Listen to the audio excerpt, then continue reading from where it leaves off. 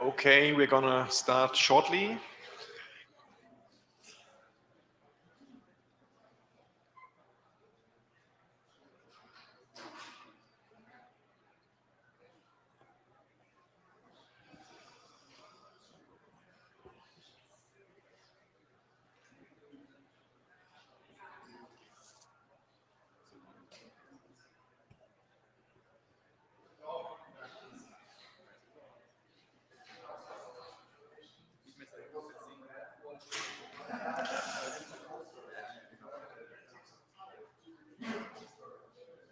Thank you. Okay, good afternoon. Welcome to DINRG, Decentralization of the Internet.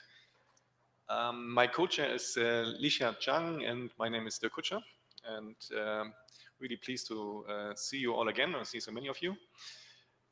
Before we start, so we have a really exciting program today, but let's just go through our housekeeping things.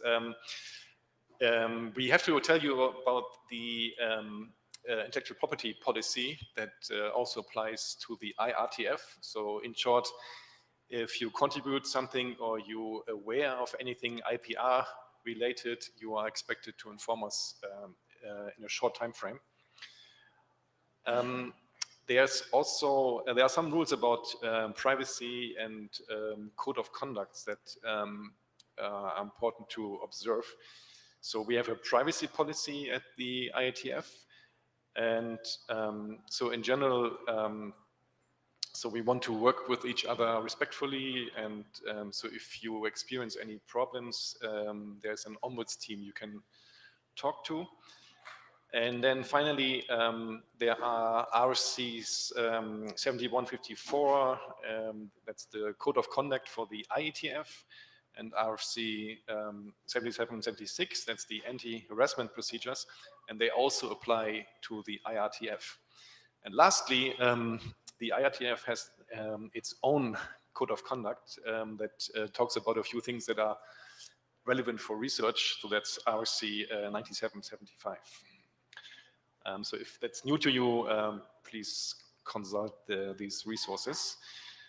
And then it's important to understand that, so we are in the Internet Research Task Force here, so we're not doing standards like the IETF. So we are using like similar tools like internet drafts, we publish RFCs and so on, but these are never internet standards, these are informational or experimental documents. And there are different groups that actually don't do any RFCs. So for example, DINRG so far hasn't done that, so it's totally okay to have groups that are focusing on analyzing things, discussing things, and so on. And so don't mistake these different ways of working. Okay, yeah, just our mailing list and webpage for reference. So today we are kindly supported by Saidu Sokoto, who's taking notes, but they are remote, so they're not in the room. And so we think it would be really useful or really important to have a note taker in the room. So we are now asking for a volunteer to help with the note taking. So we already have Saidu, but it'd be really good to have somebody assisting here in the room. And yeah, we say this every time, so it's a relatively light job, so you don't have to record all the conversation. We just want to get the gist of the discussion.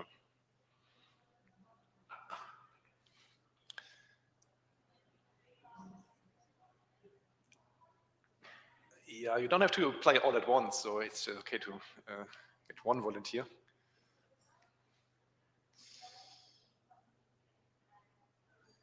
You must have really important business on your laptop. I see that. Merci beaucoup, Marie-José. Okay, that's great. So we have Marie-José Montpetit taking notes here in the room, and then Sairo Sokoto taking notes remotely. And yeah, so we have a, I think, really exciting agenda today. So many interesting talks and and also, I think, new ideas will be shared and discussed today.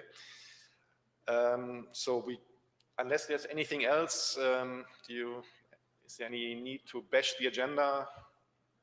Anything that we missed? Okay, that's not the case. We could jump directly into the program, and would like to invite Gautam to come to the stage, and I bring up your slides. No.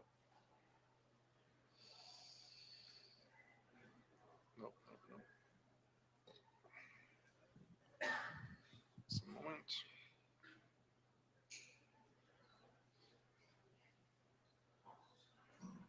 And I give control to the clicker. Okay, should work now. Okay. Awesome. My name is Gautam Akiwate, and even though my badge says Apple, I'm very much wearing my Stanford hat for the duration of this talk. A lot of what I'll be talking about today is going to be part of this upcoming paper, going to appear in SIGCOMM 2025. But since the proceedings are not available, I have linked to an older draft in the slides, so you can find that. And I'm going to apologize in advance. I got a little greedy, and I have tried to put in as many results as I could, because I was like, this would be interesting for people to know. So if I go fast, I apologize in advance. I'm trying to do as much as I can in 20 minutes. So the reason we are all here is because we all agree that understanding centralization is critical, and understanding how centralization sort of manifests in today's internet. And there has been a lot of prior work, including here at IETF, in trying to understand this goal of why centralization and what role centralization plays. And pretty much a lot of the prior work takes a look at centralization in specific layers, looking at DNS, looking at hosting providers, and also maybe focusing on, let's say, global providers. Which is why when we started out this project, we thought that answering this question, like instead of answering how centralized is the internet, how centralized is the web, should be a relatively straightforward question given the wealth of prior work there was. And the original goal was, we're going to do this for a lot of countries. We're going to do a country level perspective and a cross-dimensional perspective. So let's look at DNS, hosting, and CAs and see if there are any patterns that emerge. So famous last words, this should be a straightforward question. And it turned out the stumbling block was the first question that we asked: what is centralization? Because it turns out that we as a community have not really formally defined what centralization is. We have an informal notion of what centralization is, and we say that centralization is the concentration of an internet function on a small number of providers. But what really is concentration? How concentrated is concentrated? What is a small number? Is 1 small, 4 small, 8 small? Like, what is this small number? And because of this squishiness, super technical term, by the way, in this definition, it meant that we could not agree on how to answer simple questions like, which country is more centralized? Which country A, so these are the top 10 websites for, say, 2 countries. The distribution for country A given, country B is there. And I would like to get a show of hands about who thinks country A is more centralized and country B is centralized in a minute. But here are some things to maybe consider. Country A has fewer providers, but country B has this top provider that seems to dominate everything. So given this, How many of you folks think that country A is more centralized than country B? It's okay if you don't raise hands. I want you to think of an answer and keep that answer to yourself. Like, we will circle back once we figure out a way how to answer this question. Okay, so how would prior work sort of try to address this question? And essentially, a lot of the prior work relies on summary statistics. So reporting raw numbers, top 1, top 10K thresholds. And as I already said, they focus on large providers, which sort of presumes that decentralization is a result of global providers as opposed to something that can happen as a result of regional providers too. And more importantly, like, these raw numbers, top 10K thresholds, are really hard to compare across countries. And I'm going to give you an example of how this might be misleading. So here are 3 countries, and these are the numbers that I'm reporting from the top 10K websites from the Crux top list, so the Chrome User Experience Report. If we look at the number of hosting providers that account for the top 10K websites, USA seems to be doing really well. It outshines others. It has a lot of more providers than Thailand or Iran. But it's not really the entire distribution. So let's look at the top 10 number. And when we look at the top 10 providers, the situation kind of changes. Thailand and USA kind of look similar. The top 10 providers account for 80% of the website as compared to Iran, which is more 58%. But I want to add one more data point to the mix, which is going to mix everything up. If you look at the top provider, the top provider in Thailand accounts for 60% of the website as compared to US's 29%. And if you just looked at the top 10 providers, I couldn't have told you that Thailand was super concentrated. If you had just looked at the number of providers, we would have been misled into thinking that USA is actually not very centralized compared to Iran. And all of this essentially points for a need to have a principal centralization metric, which not only accounts for the number of providers, but also the underlying provider distribution. And more importantly, we want it to be able to facilitate comparisons across countries. And the key insight in how we are going to do this is to define centralization as a statistical distance. And concretely, what we're going to say is that centralization is the distance between the observed distribution for a country and the fully decentralized distribution. Now, this fully decentralized distribution is one where every website gets its own provider, okay?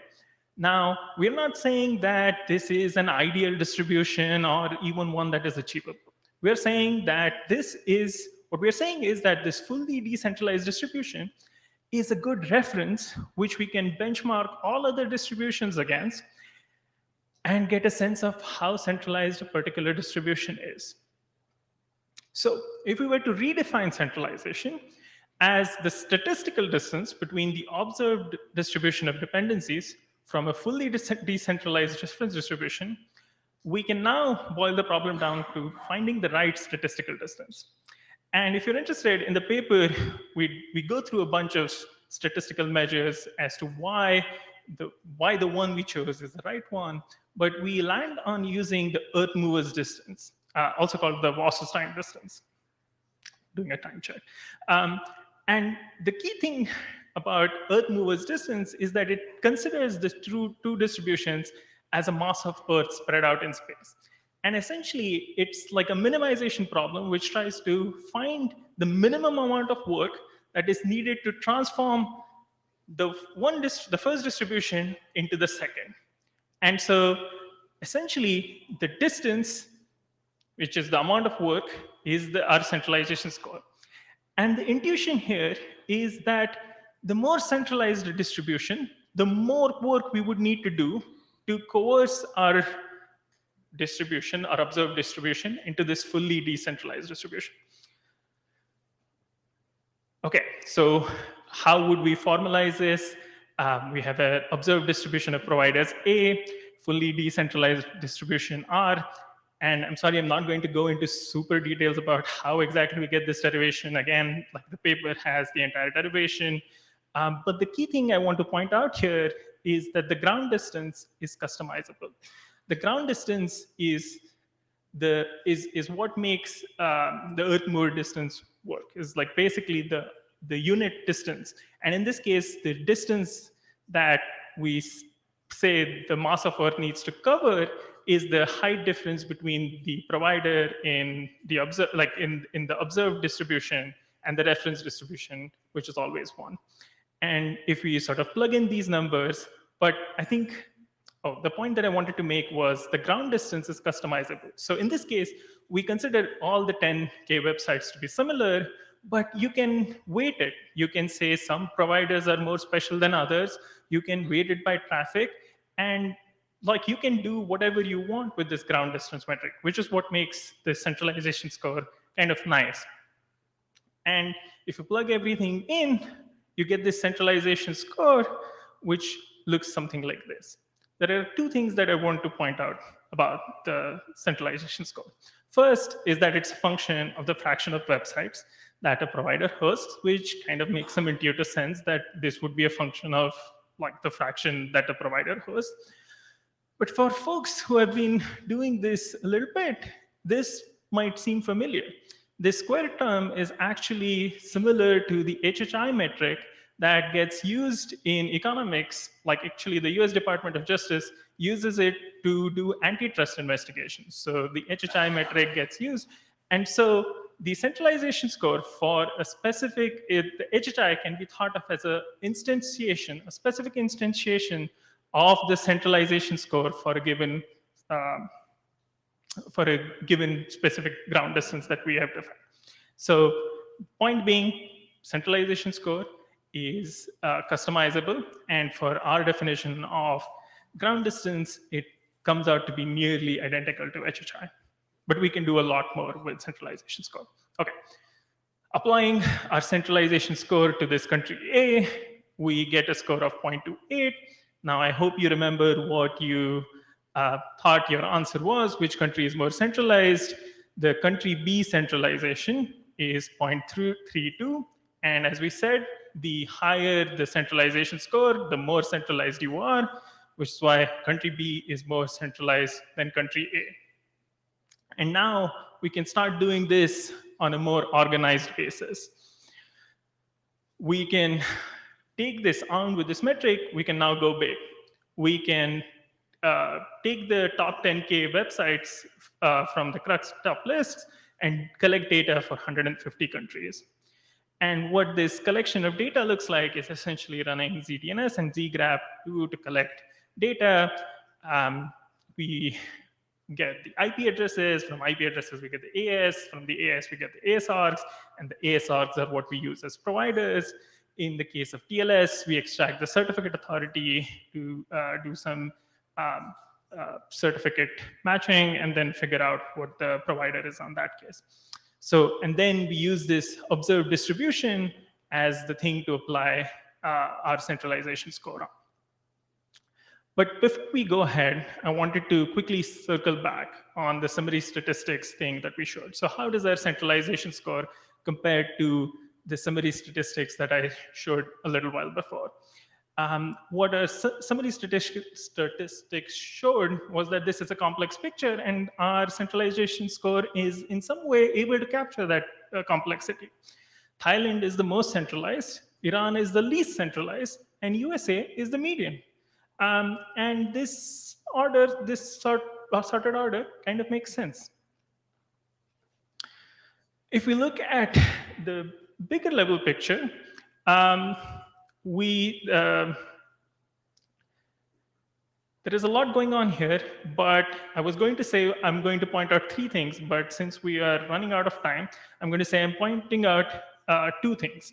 The first is the global top list is not representative of any country in particular, which is why sort of using global top lists as an approximation for how centralized the internet is not a good representation at all.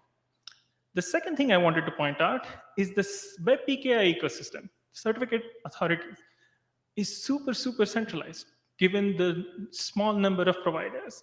And I'm not saying that necessarily a bad thing. Maybe we don't want hundreds and thousands of providers in the browser root store.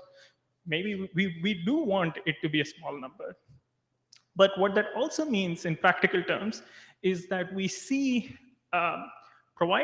countries that are the least centralized when it comes to hosting in DNS. So Iran, the Czech Republic, all of which have a strong network of regional providers, when it comes to certificate authorities, suddenly become the most centralized. So Czech Republic, Iran have a lot of dependence on Let's Encrypt, which makes them super, super centralized on a single provider. And I'm not saying that's necessarily a bad thing, but it's something that we should be mindful of as we are looking across different layers. And given the lack of time, I'm going to only focus on hosting providers, which is going to be the TLDR for centralization in hosting providers is that Cloudflare is the top provider for 149 out of 150 countries. Thailand is the most centralized country. Iran is the least centralized.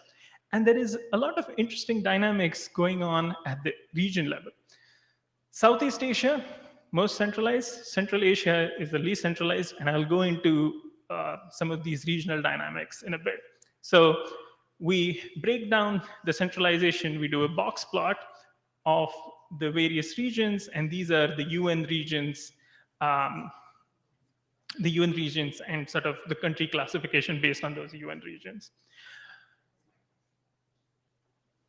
So Southeast Asia, top 4 most centralized countries. So Thailand, Myanmar, Indonesia, Laos, all in Southeast Asia. And that is primarily because of their high dependence on global providers, which is interesting. Central Asia is an interesting story.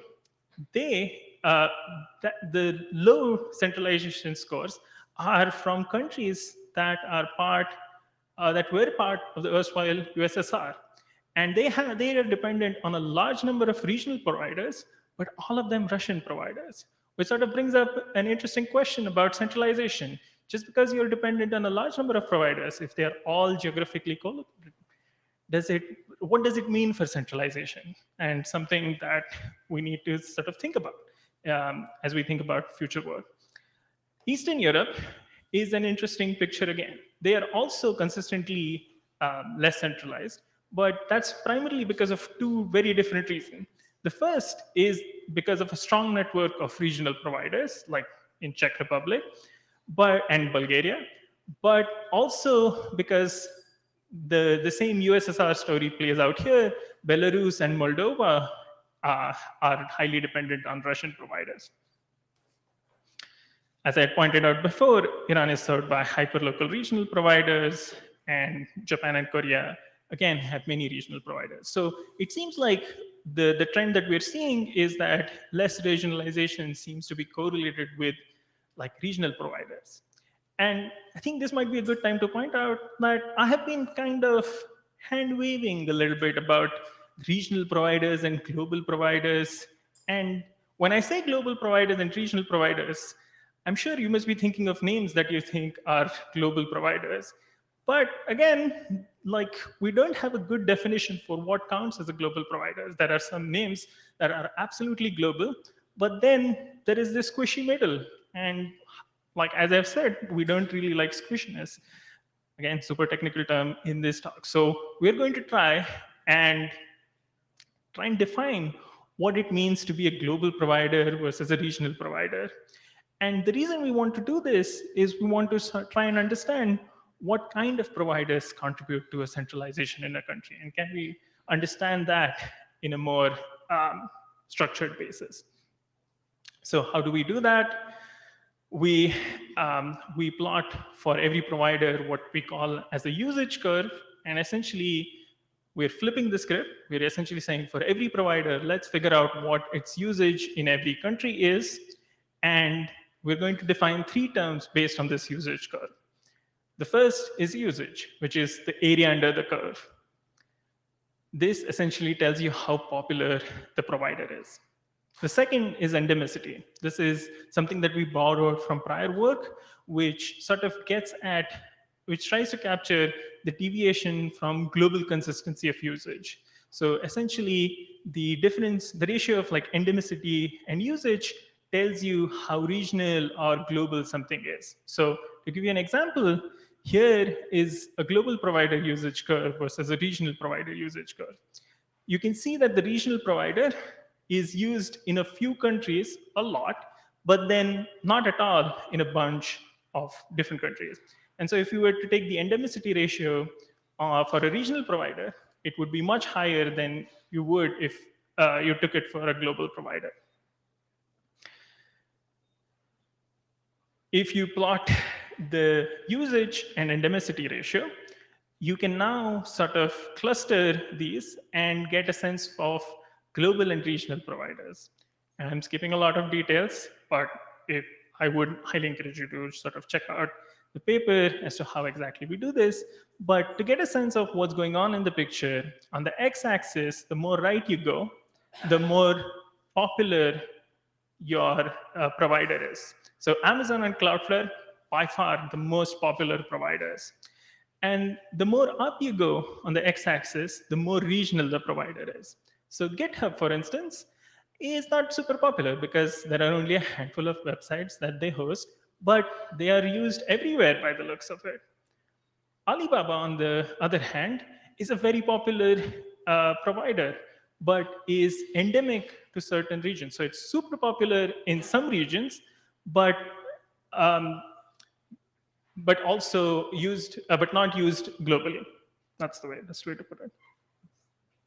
And then there is like Hetzner and OVH are an interesting are an interesting duo because they have all of the properties of a large global provider, but they have a distinct regional skew because of where they get used. So they're French and German providers, and they have a very distinct regional skew to where they get used. Okay, so now that we have a good thing of what global providers are, regional providers are, we see that use of Cloudflare and Amazon highly correlated to higher centralization, which kind of tracks. Use of other global providers, however, only poorly correlated. Use of regional providers, highly correlated to lower centralization. But I wanted to offer two caveats here. Some countries have very large regional providers, so it's not always the case, and we should take some care when we are thinking about this, because the other thing is a lot of these regional providers are based in the same country. So how do we think about centralization when providers are based in the same region? And finally, how many countries use these local providers, regional clusters? But since I'm running out of time, I'm going to skip the insularity piece and going to talk about regional clusters. So there are a few different themes that emerge. There are language ties. There are language ties in terms of Iran and Afghanistan and Germany and surrounding German-speaking areas. Then there are old political ties. So for instance, Czech Republic and Slovakia. And then finally, Commonwealth of Independent States, which is like countries that were part of the erstwhile USSR, which use Russian providers. And there are many, many more results in the paper. As I said, I did try to fit in as much as I could, but we only talked about hosting providers, and that to skip a bunch of other interesting results. So I would highly encourage you to check out the paper. And with that, I'd like to summarize. We presented a suite of metrics. I would highly encourage you folks to sort of adopt it, customize it, make it your own, and also state the importance of analyzing the different infrastructure layers of the web, because depending on what you analyze, you're going to get a different story.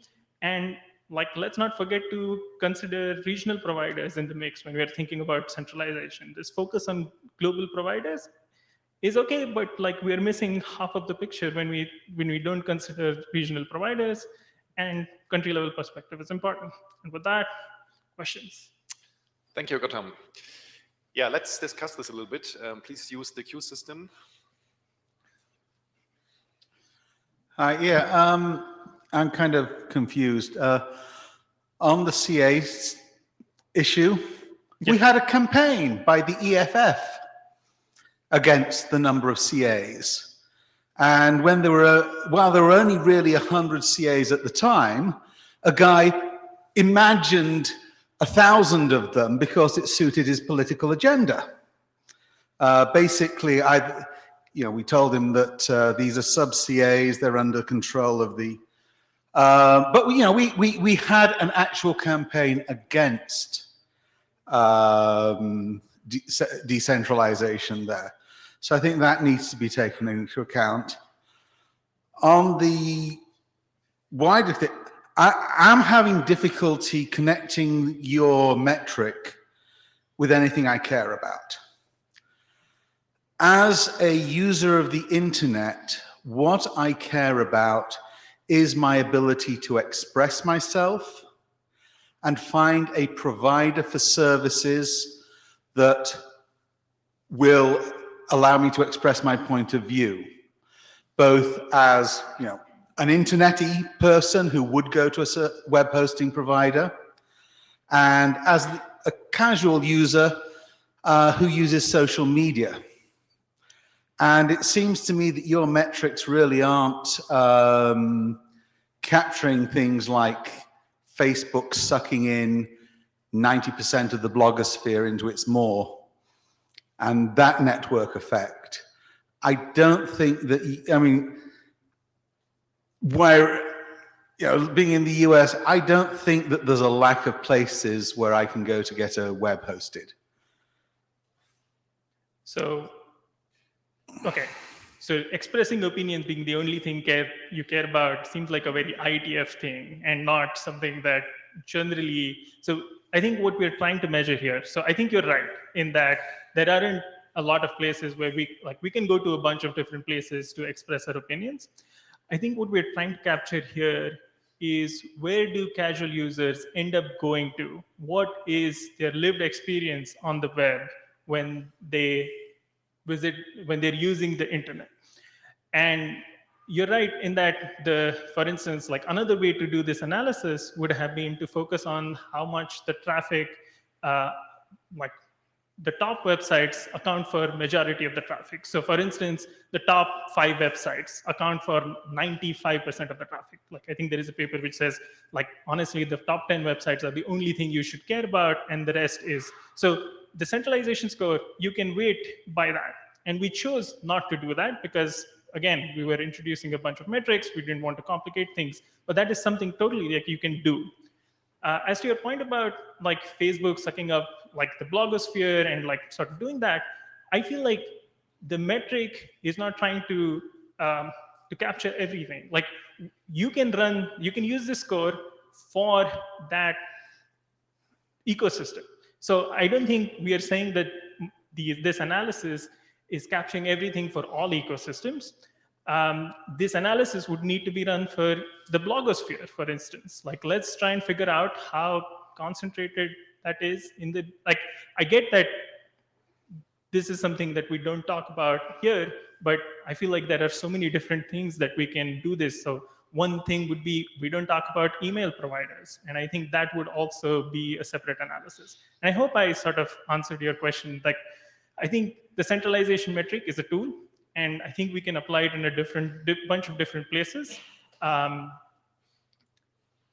We can weight it differently and sort of take into account the top websites, hopefully, yeah.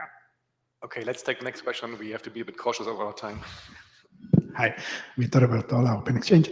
So I also have a bit of a hard time understanding the usefulness of your approach, not just because, formulas are formulas, you can change them and maybe they would give very different results. But when you started by saying like the US is less centralized than Thailand because it has double the number of ISPs, but the US is 5 times bigger or 20 times by size. So I think you should take into account the size, the importance of countries. And so there are other factors. If you take the Republic of San Marino, there's only 2 ISPs, but it's 33,000 people. So, and more generally, I think we are interested in centralization, not because of the numbers, but because of the policy consequences at a social and economic level. So depending on which problem you are worried about, some of these things are more important than others. So depending on the problem you're dealing with, for example, global versus local versus regional might be the deciding factor. Maybe not so much how many you have. Or maybe the top one might be a problem, or maybe it might not be a problem because in that country there's a reason for that and everybody's happy and it's not perceived as a problem. So, I mean, I appreciate the attempt to put numbers, but I don't think this is an easily quantifiable problem. And maybe we should try to connect quantifiable analysis to the specific problem, and it would be different by problem. So what I would offer for that is, like, this is a start of a conversation. We're not saying that this solves everything. This is a start of conversation, and we want to start thinking about how do we define. And I get that it's a complicated problem, which is why, like, we have not tried to define it so far in objective terms. But then also, like, for whatever definition of centralization that you have, like whatever let's say a specific country cares about specific aspects. One thing that's hard to do now is to track our progress longitudinally. Like, are we making progress in the dimensions that we care about? And I think being able to quantify something is an important step in being able to track progress. So, like, however you want to define centralization, and I get that it is nuanced, but we need to be able to start measuring things in order for us to say, are we doing better than we were doing previously? And I feel like that's missing right now.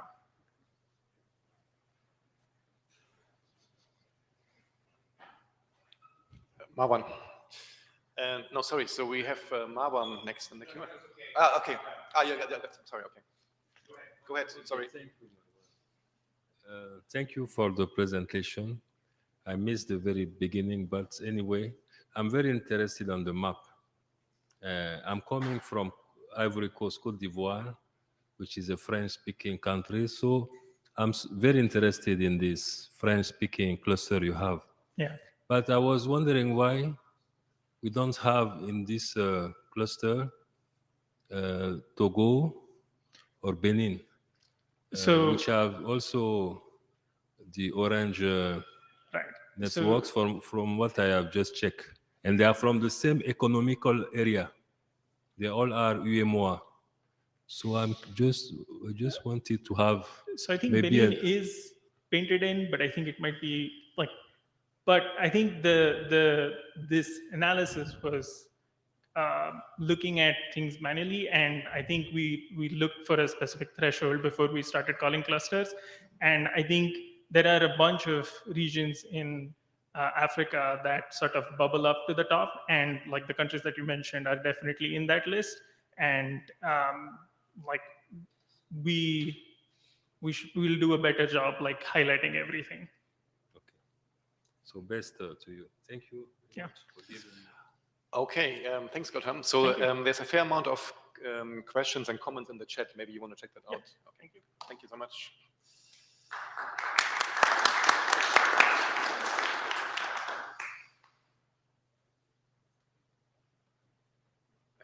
Okay, just a moment.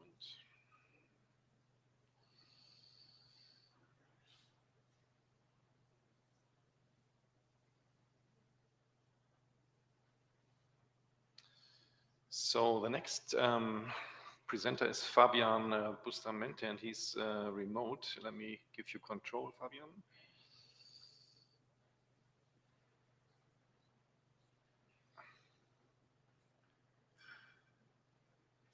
Wait a minute. Trying to figure out where the control is, but I see it. Okay, I'm good. Okay, so you can now use your cursor keys to control the presentation, and you have the floor. Thank you. So first, thanks for the invite, and thanks particularly to Alicia, whose work I've been following for decades without exaggeration. So let me tell you a little bit. I'm going to talk about some of the work that we've been doing. Let me enable the cameras just in case you can see me. There you go. So I'm sorry not to be in Madrid. It's much better than Evanston in Chicago, where I am. So let me tell you a little bit about the work that we've been doing on consolidation, specifically on the case of government hosting. This is part of a larger effort on internal resilience. It was hard to keep up to keep my mouth shut with all the questions that were coming up from the last presentation, all related to some of the work that I'm going to be talking about today. So Let's get in. So the transformation of government communications as toward internet platform is something that's been going on for 20, 30 years, with a significant acceleration in the last 10 years. And not surprisingly, in part because of the COVID pandemic. On the last 5 years, you've seen a huge boost on that. To give you context to this, I can give you a couple of stats, like the US government reports 2 billion sites, visits to their US federal websites. And according to Deloitte 2022, which is the most up-to-date stats on this, 77% of citizens on APAC rely primarily on digital channels to access government sites, right? So the work is motivated by these two concurrent trends that you've been hearing about and you're all very familiar with. One is a shift toward third-party services, and another one is the push toward digital sovereignty and strategic autonomy that maybe has a huge pickup. Probably 20, right after the Snowden 2013, the Snowden file leaks. And there are some cloud providers that over the last years have been trying to offer rather governmental solutions. I'll touch on this briefly later on. If you look at hosting, the government's options are basically three. This animation part doesn't work out, so all the animation is killing me. But, or the lack of animation, rather, sorry. The government has basically three options. You can host it your own. You can go to a third-party global provider, or as the previous presenter mentioned, use some local provider or regional provider. Our definition, I can briefly now. I'll give you one briefly now. The local provider is only serving in country. Regional providers are within the continent, but outside the country, and global providers are everybody else, These guys, the different options that you have different pros and cons. Obviously, from the government or state-owned providers, you get data control. But of course, it comes with a huge capital and operational expenditure, and you need the expertise that it needs to be local. Third-party global providers offer you what you know, economy of scales and availability, but it means giving a little bit of control and implies dependency on foreign entities and potentially on the path to the content, basically leaving your country sovereignty. And the third-party local providers are those that operate under the government jurisdiction, but of course have limited scalability and less resource and expertise. So this work, what we're doing is a work that the work I'm presenting is mostly work that is being published on IMC 2014, International Measurement Conference 2014. And so I'm trying to think about, I think it was Vittorio, the data is, the presentation is mostly on metrics, and so values that we measure, and this is the bent of anybody who does network measurement, so apologies ahead. What we're trying to capture, as I said, is government hosting infrastructure, and to do this, we look at global scale, big in 61 countries, that mainly are, the set is limited because of the need to have a vantage point in the country that we can validate, like a VPN that we can validate. So anyway, we cover every continent and over 82% of internet population. Then we look at third-party dependencies, cross-border dependencies, and consolidation trends. Okay, sorry. The way we're going about this, manually, mostly, and it's this big part of the effort. Unlike with global websites where we use Google cracks, for government websites, we have to manually go and fetch the data. So we have a lot of help from undergraduate students in Buenos Aires doing this. We collect all these websites, we scrape the size up to 7 level of depth, so we go beyond the front, the landing site. And since we may be leaving the website as we go down 7 levels, we go and trim to make sure that we stay within within the government site. And then we look at identifying who is the provider, if it's a government or a third party, and where the register and where the servers are being hosted. Sorry, again, animation sucks. So briefly, we look at both things, websites, pages or URLs and bytes. And what we find is that governments are hosting 62% as a whole of their pages on third party, either global, local, or regional providers. And over 53% of the bytes are being hosted by third parties. So it's a heavy reliance on third-party infrastructure, which is, as I said, not perhaps surprising given the trend that you see in popular sites. I will touch on this briefly later on. What we wanted to see then, it was, okay, well, website hosting makes sense, third-party, but where are those servers located? And for this, we follow a multi-stage allocation approach. Anybody who does web measurement knows how painful this thing can be. So here we use PTR records and we use databases like IPinfo, and then we go for each one of the addresses. We use latency-based boundaries for every country to make sure that the server is within the boundary, within the country or not.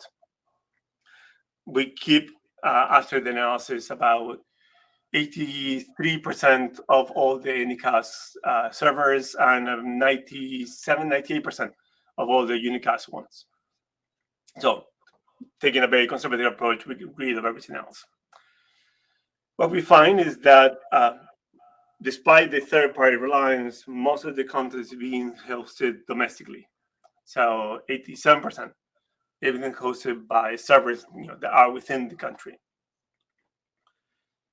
This, of course, varies across regions. North America, not surprisingly, 98% is being hosted within North America. This is where the data centers are for many of the providers. And sub-Saharan Africa, you see a drop to 52% being locally hosted. I wanted to show you a little bit about the cross-border dependency. This, I think, is one of the interesting part of the work, which you can find on a website and can make it available. I can send it later to Alicia for posting. I use for this Sankey diagrams. They're very funky. I like them, but they're very funky to read. So let me give you help here. The color of the flow indicates the country that is actually doing the hosting. In this case, North America, with that blue line going towards it. And the countries that are doing, hosting the content in there, you see them highlighted there with Latin America and the Caribbean, and the countries that we have within that region. Not surprisingly, again, what the graphics show you is a heavy reliance on North America for that region and overall the world as a whole. Perhaps a bit surprising or shocking, the value of it. Mexico is hosting 79% of the content in the US. So this is not public content. This is not your website that you will get, Philip was talking about before. This is government accessible content, right? So government published content. Costa Rica sees something like 50% of the content being dependent on the US. There are some interesting things that analysis revealed, like there is, again, the same things the previous work talked about France colonies. So Morocco was a former French protectorate, has 1/3 of the URLs being hosted in France. So a bunch of other things like this that we have. I just tried to cut to a few of the most interesting one, perhaps. We've seen about 40% of New Zealand URLs are being served by Australia. This makes sense if you think about it, but it's potentially changing. There is some push toward having data centers in Australia, Auckland, and some other regions, but this has been going on for, I don't know, I think it's something like 10 years, something like that. They've been advertising that they're going to host something in New Zealand. Apparently it's moving, but not yet on the data. So when it comes to consolidation, something that we observe is there is a high consolidation on a few cloud providers, Cloudflare in particular, one you're in the room, 49 government hosts are being hosted in Cloudflare. And in fact, for some of the countries, from one of the countries, 72% of the bytes are being hosted by Cloudflare. This is followed by AWS and Azure with 31 and 28 countries each. So high consolidation on global providers. We look at this. There's the previous presenter talked a little bit about the HHI, so we use HHI as well.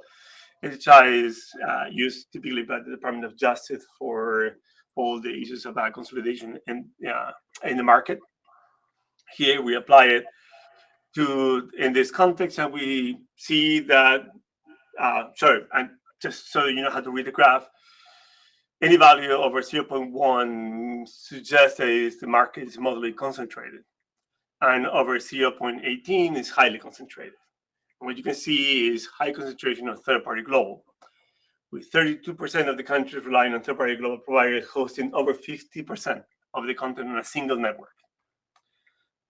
What I find interesting here is that even when the hosted is the government or a state-owned enterprise, you see a higher concentration on the network. During Spain is actually one specific case. All the government-hosted sites are in one AS. So this is what you see in the graph in there, like what the graph suggests in there. So we have done an analysis similar to the one that the previous presenter that was published in 2023 Sigmetrics.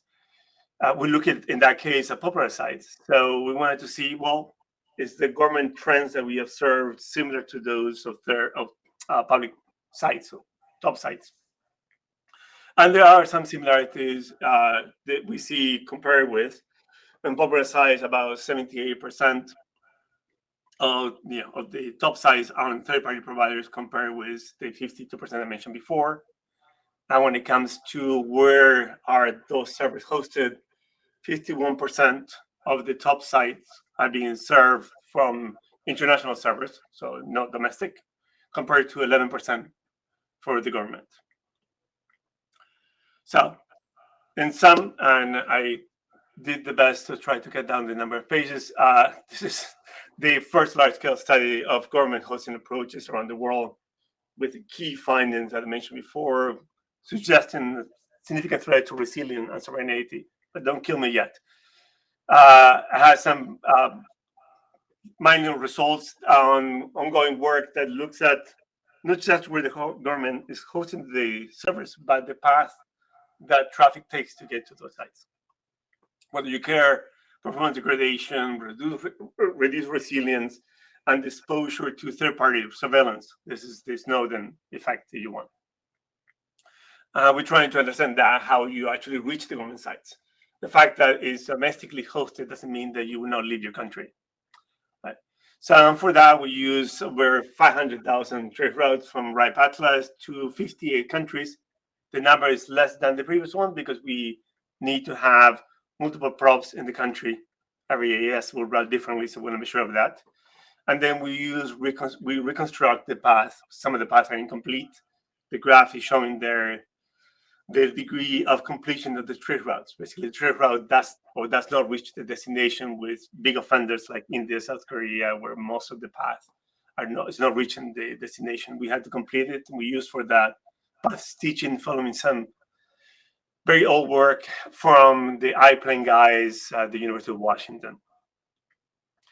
And just key finding before I finish, 70% of the path to foreign hosted resources are crossing third-party jurisdiction. This is in addition to the last country. This is another country in addition to that one. And more interestingly, 20% of the domestic hosted resources are actually traversing another country. So they leave your country coming back. This trombone routing. 7% of Ghana paths rely on links. And interesting, 73% of Morocco traffic goes through a single ISP. Their own this is the Casablanca ISP, but it's a single one. We look at the adoption of HTTPS given this problem, and interesting, we find a negative correlation between the routing exposure and HTTPS adoption. And there's an example there with Albania, where 86% of the path through a foreign AS and 16% through a foreign ISP, but they only have 34% HTTPS adoption. And that's it. The work, of course, is done by the students, so I'm just a presenter. Okay, thank you, Fabian. Do we have any question in the room?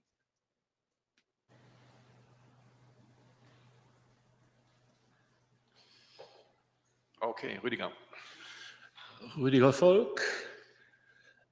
Fabian, yeah. I'm not sure whether I missed the remark, but well, okay, I see you have been looking at web hosting and nothing else, right?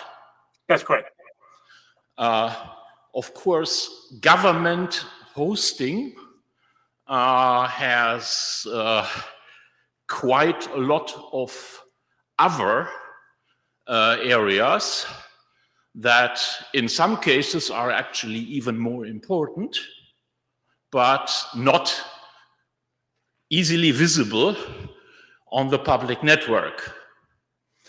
And one hears in several of the countries there are billion-dollar contracts for that, and they usually go to the usual suspects. Kind of one thing that actually I think is available for public investigation is how about looking at the mail hosting? Yeah, and I knew you were going there somehow. So yes, we have a. So let me clarify. This is the work I presented. There is actually a work that is under submission. I hate doing this to you, but if you reach out, I can share the paper with you, where we look at precisely that, MX servers, who are the providers, and where those MX servers are being hosted for government sites. So it's, it's what the issue of, again, of like the problem is a lot larger than this. I'm just talking about one specific analysis that is looking at one specific problem. With all the dust that I can master. So there's a bunch of things that are going into other pieces of work. I agree. It goes more than websites. Hi, Philip. Yeah, listening to the talk, I think that we need to distinguish between different layers of centralization, in that I've got DigitalOcean, and I can pick which data centers I host my services from. Mm-hmm. And so you've got one provider there that's spanning 6 different geographic regions. And it strikes me that the logic as the number of actual provider companies shrinks is that the geographic diversity would actually expand. Because you could end up with a situation where you have 10 global providers who happen to have a large number of, at that point, it will make sense to provide hosts close to everybody so I think we probably need to have some way of distinguishing between the centralization of the corporations and the centralizations of the hosting. The other point that it reminds me of is Philip, sorry. You mean to say you want to look at both the registration consolidation and the hosting consolidation in a sense?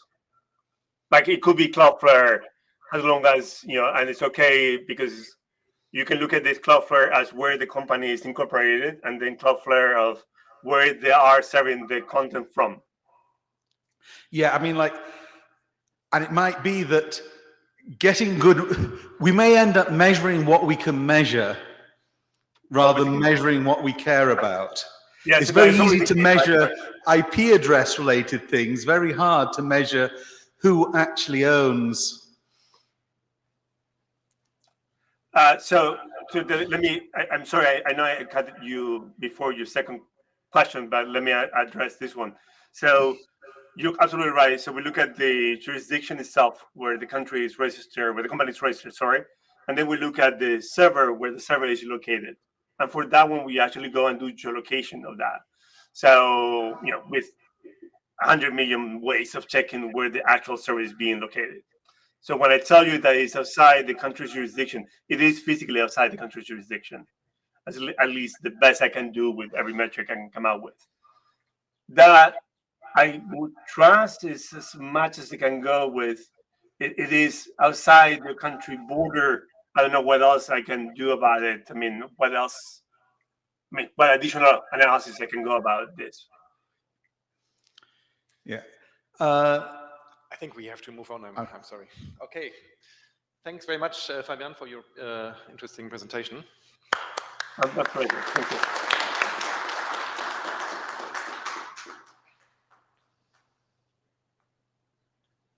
And so next we have Jeff Houston presenting.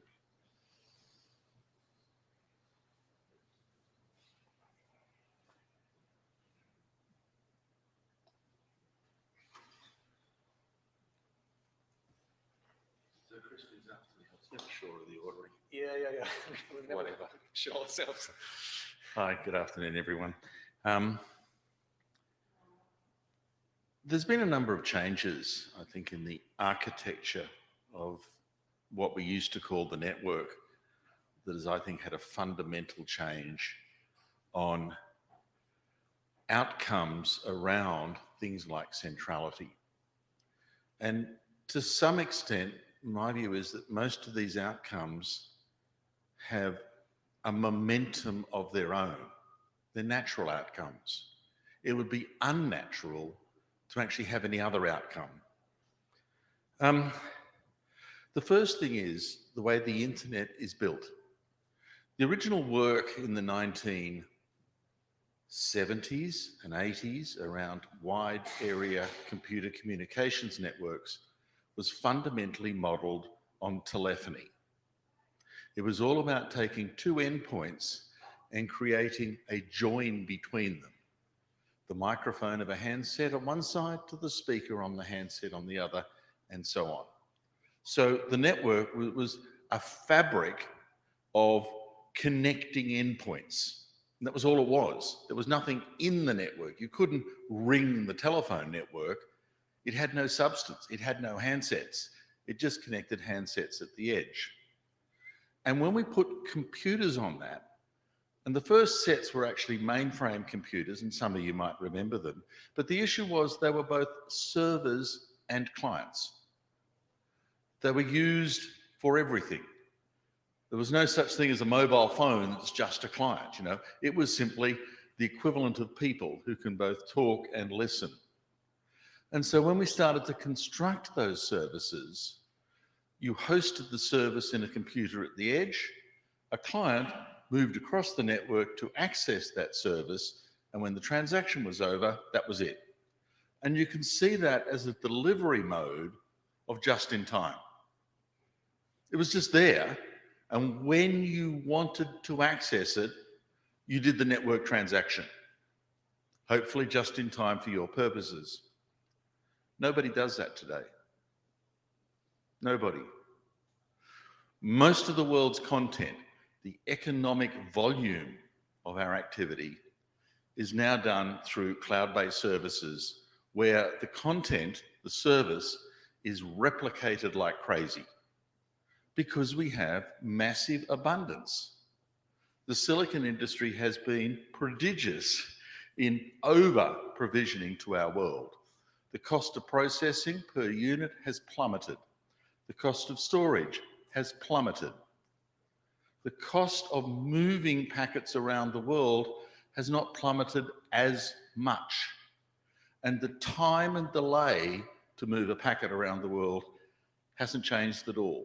Physics is still physics.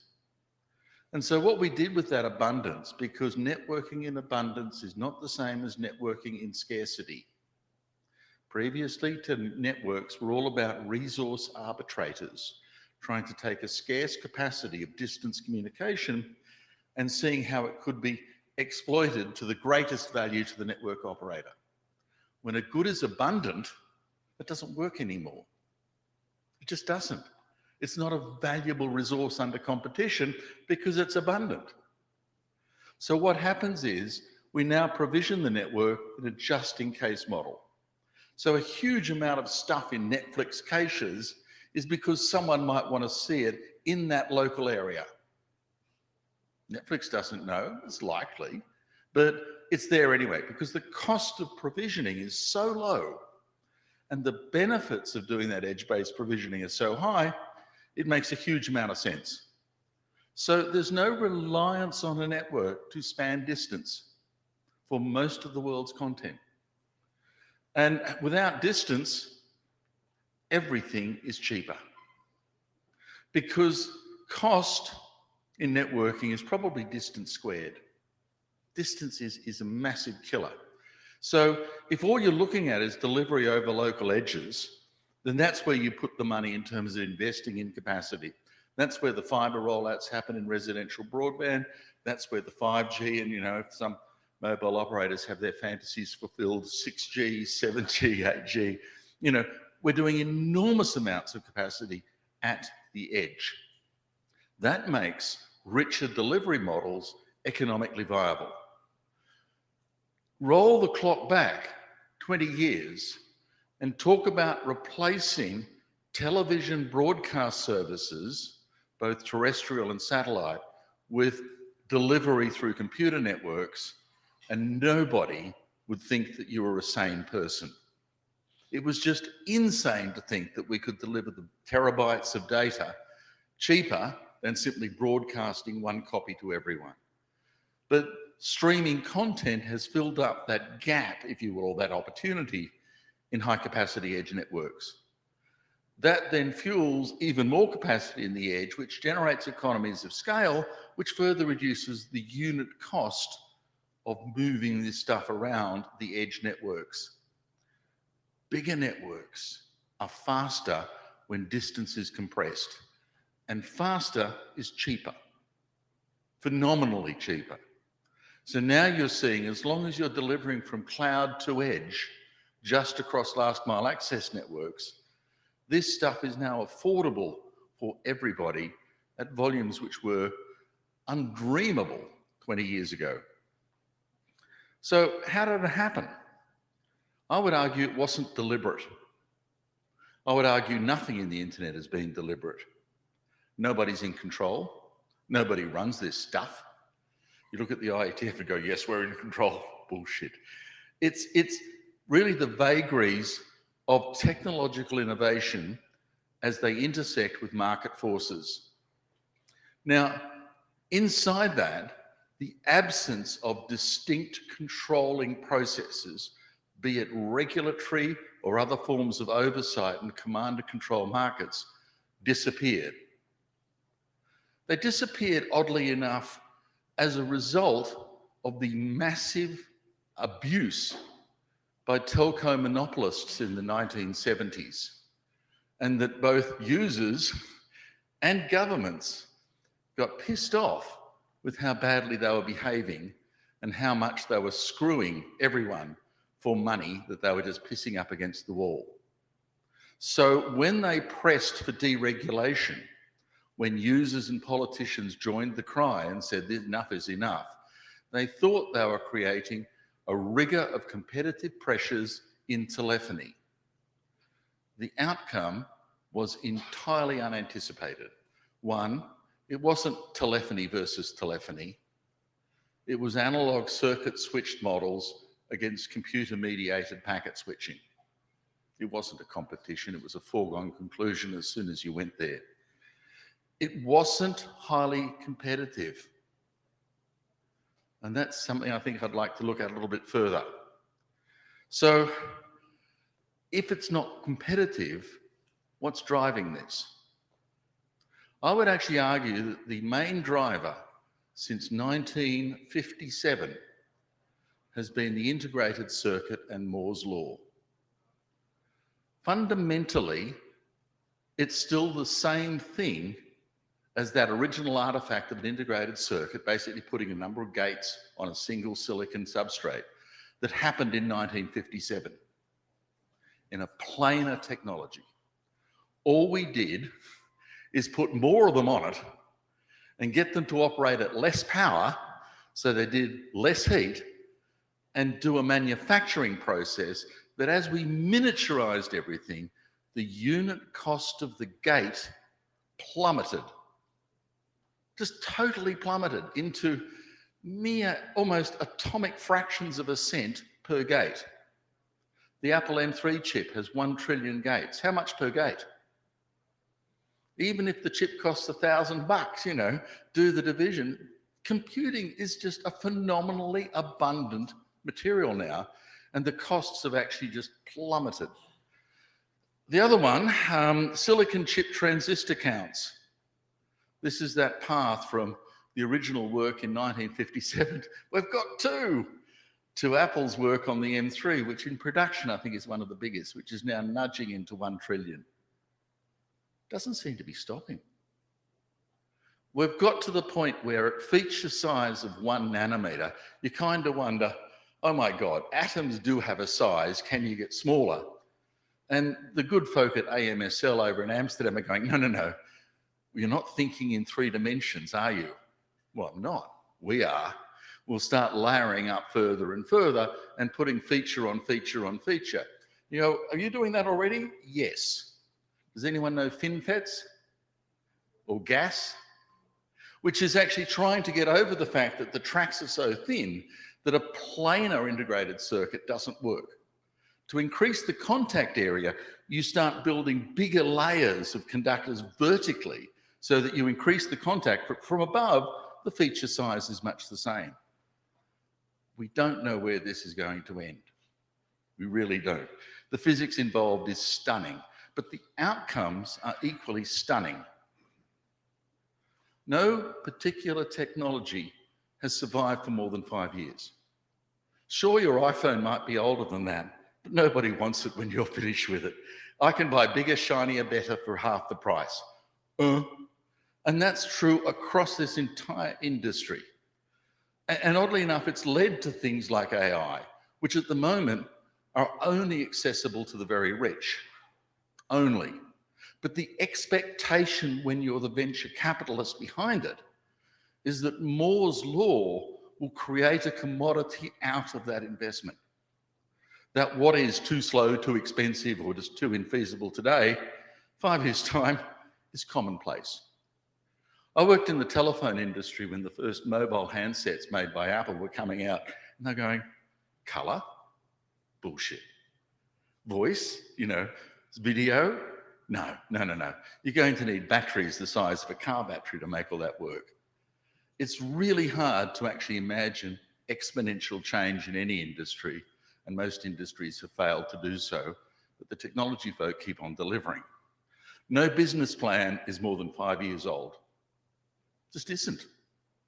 From planning to market debut, to entry, to use, and then maturity and obsolescence happens in rapid cycles. What does that mean? This is brutal. This is really brutal, because when you have such massive business cycles, this is no place for small capitalized enterprise. It's not even a place for normal capitalized enterprise. This is why the venture capitalists have come in, because the risk is extremely high and the amount of money is extremely high, and there's no guaranteed outcome. So it takes a certain attitude, a certain state of mind to actually back this stuff. And what has come out of this is that consolidation and centrality isn't accidental. It isn't something we stumbled into and we can fix it. I'll say that again. It isn't something we stumbled into and we can fix it. That's not the intrinsic nature of what it is. What would be really surprising is if you could, because this centrality is basically a byproduct of the environment we live in. Peter Thiel, one of the backers of PayPal, so is Elon Musk. But Peter Thiel came out and said it in some article, I think it was the New York Times, in one of those dinosaur newspapers. And I'm surprised he said it even then. Competition is for losers. When you're a venture capitalist, you cannot dump all that money to simply make a competitor appear. Your major aim in putting that money at risk is to take even the small quantum of increased risk and go, it's winner take all. I'm either it or I'm going to walk away from this mess. And that's happened time and time again in this industry. It was never Google venture capitalist view to create a whole bunch of competitive search engines. That wasn't the plan. The plan was be there fast, give the appearance of big, dominate the industry, and make sure that competitors are bought, killed, or otherwise starved so that you're the only one standing. Facebook, same picture. Most of these, same picture. Because it's brutal when you're putting that much money at risk to go, well, I'm just giving money to Jim, my competitor, so he can come along and ride my back and compete with me in 5 years' time. No, no, no. What I'm going to do is make sure that I'm it every time. Now, the regulatory view, or at least the public view, was that after the incredible abuse by the telephone system, what would happen is that competition would create a discipline that would constrain the worst actions. And that's been economic theory since Adam Smith, that effectively there's reserve powers of government if you get too big, but no one thought about it in this mode. And so that what's happened is reliance on competition in this industry is a joke. There is none. There's no ability to control this. Look at the EU circling around the digital giants, trying to figure out a way to regulate their way through this mess. And the issue is, and I suppose it's if you're a legislature, that's the only thing in your holster. That's the only weapon you have. So I can't blame them for trying because they've got no other tool. But what I can say is it's not going to work. It hasn't so far, and it's not going to, because it doesn't actually grip with the realities of today's world. So, okay, Moore's law is brutal. If you haven't got a few $1 billion in venture capital, and probably even more than that these days, it's failure city. And a lot of folks sort of start up with money to be bought. But you need to be big enough to be serious to be bought. If you're too small, nature takes course and you just die anyway. And it's only the very largest who can afford a future. And that's exactly where the digital giants are today. They have settled who owns what part of the world. I think the Pope did that between the Portuguese and the Spanish. Sometime when they divided up the world. That's why Brazil is Portuguese and the rest of South America is Spanish. But they're actually now buying their future. It's not about the current position. It's about trying to figure out that they're dominant enough that they will still be here 100 years later. So, we're living in a world, oddly enough, where so many things look crap, but in the computing and processing and comms world, it's the exact opposite. It's a world of phenomenal abundance and scale. Networks don't share transit. I saw an announcement a week ago, Facebook is building its own multi-billion-dollar round-the-world terabit fiber network. Sharing is so yesterday. You know, it just isn't the way they work. The giants don't want to be dependent on anyone. Top to bottom of the supply chain is under their control. And the content distributors are using this abundance to actually fuel all this. So everything is being brought closer together. You eliminate distance, and that's the world we live in. We're pre-provisioning through that mode, and we're no longer reliant on networks, and certainly not reliant on shared networks. So you kind of wonder, does centrality matter in that world of networking? Or is it an arcane concept? It just isn't a relevant conversation.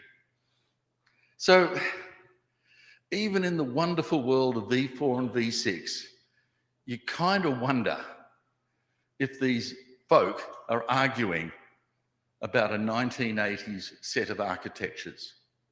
We don't live in an address-based destination forwarding world. We don't. We live in a cloud-based world of cloud distribution where names are everything. Names are routing. You look at the way YouTube or Akamai or anyone else actually handles optimized delivery of service. They geolocate you and then map the name of the service to the closest point of delivery. The basic distinguisher now is service names. IP addresses are just a way of not confusing packets. It has nothing to do with identity or anything else. Service names are the actual underpinnings of the only mode of security you have. They're not address certificates, they're name certificates. It's the name that matters. And the DNS is that temporal mapping that used to be a mapping from a constant name to a constant address. If you've been following the DNS lately with service B and all the other artifacts in the DNS, it's all about trying to get a service somewhere, and no one cares where, connected to you as a consumer. The addresses are really ephemeral and not that relevant. So where is it heading? Moore's law isn't stopping yet. It's hard to say if they really succeed in three-dimensional integrated circuits where it could possibly stop. It is a wild world out there in the world of AMSL in Amsterdam. And the market pressures are extremely chaotic now. And the scaling pressures around the displacement of all of those traditional service delivery models are actually being exacerbated because as the costs keep on coming down, the disruption keeps on increasing. So it's a highly, highly distributed system. Is that the same as decentralized? Interesting point. There's no single locus of control. This inference from one of those presentations, I think it was the last one, around my government website is over there. My website's on Cloudflare. What's where? Well, everywhere. There is no where. It's close to everyone who wants to access the website, poor fools. And this idea behind that presentation, that there was a where, and I could put it in a country and draw some conclusions about foreign and domestic, seems to me to be thinking that somehow died in the 90s. It's not the world we actually live in. There is no where anymore. We've simply replicated this stuff everywhere. Where doesn't matter. So in some ways, we have decentralized. There is no centrality. It's completely distributed. Is that a win? For you and I as consumers, my God, it's a win. It's so cheap. It's accessible to everyone all the time. That's got to be a win. However, if you want to be one, wow, unless you have a massive venture capital fund behind you, really high barriers to entry. Logistics and costs say no. It's dominated by an extremely small number of operators, and it is highly resistant as an environment to new providers. It's not that Google and Facebook are actively kicking you in the head, but it might feel like it if you're trying to compete, because the environment is so much against you.